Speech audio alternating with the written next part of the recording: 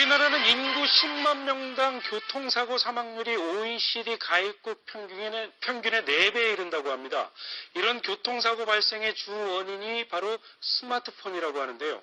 오늘은 골든톡에서 스마트폰 교통사고를 막기 위한 대안으로 주목받고 있는 LED 안전유도 블록을 소개해드립니다. 영상으로 만나보시죠. 보행자의 안전을 위해 설치된 횡단보도.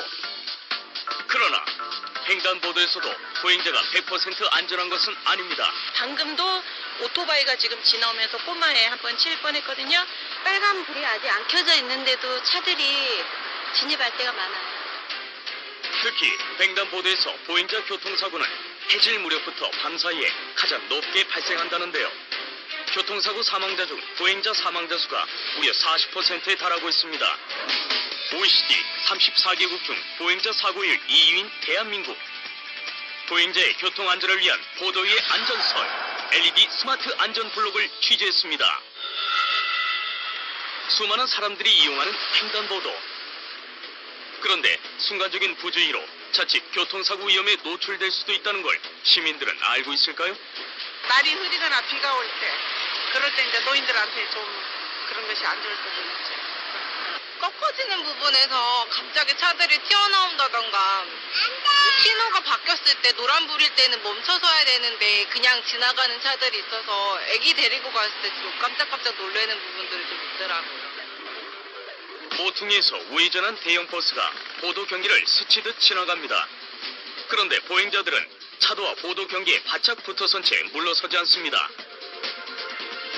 보행자들에게 파란불이 켜졌는데 운전자도 정지하지 않습니다.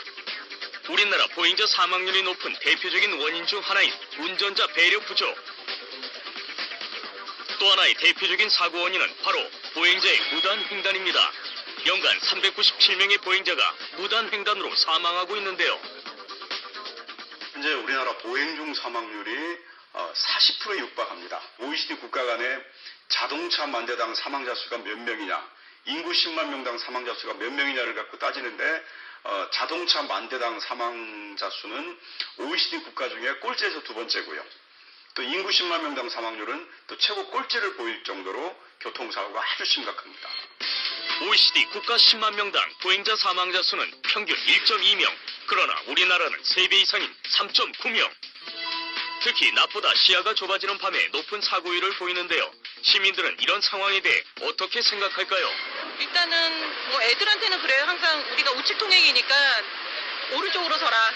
횡단번호도 오른쪽으로 서란 얘기랑 그다음에 불이 바뀌어도 마음속으로 1, 2, 3을 세고 건너라. 뭐 이렇게 얘기를 하는데 신호등에서 뭐 음성이 좀 크게 나온다던가 이러는 부분이 있으면 좀 신경을 더 쓰지 않을까 사람들이 그렇게 생각이 좀 드네요. 최근 이렇게 횡단보도를 건너는 보행자들을 위한 안전대책의 필요성이 대두되면서 그 대안으로 꼽히는 것이 있습니다. 일반 보행자는 물론 노인과 아동 등 교통약자까지 보호할 수 있도록 고안한 안전보안 시설물입니다. 지금 저희 LED 안전 유도 블록을 설치하고 있습니다. 이게 뭔데요? 사람들이 횡단보도를 보행할 때 좀 더 안전하게 보행을 할 수 있도록 하는 그런 제품입니다. 보도블록에 LED 점등 기능을 추가해 보행자의 신호 인식력을 높여준다는 LED 스마트 안전블록. 단연간 보행자 안전을 위해 연구 개발해왔다는 한 업체를 찾았습니다. 초등학교 교직생을 28년 했어요. 아이들 교통지도, 등하교 지도할 때 그 횡단보도 너무 위험하고 또 거기에 대해서 안전대책이 너무 부족하고 또 아이들 사고 현장을 보고 뭔가 내 아이들이 교통약자들이 안전하게 건너야 되겠다는 그런 생각에서 제가 오랫동안 연구 개발해왔습니다.